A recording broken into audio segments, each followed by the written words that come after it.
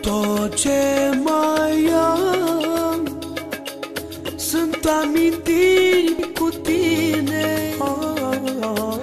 Lacrimi-mi curg, îmi curg, îmi curg, că nu ești lângă mine. Am înțeles că nu te poți juca cu dragostea. Unul din noi sigur va pierde ceva. Să te privesc în ochi, să-mi șoptesc cât de mult te iubesc. Numele să ți-l rostesc pe buze, să-și citesc.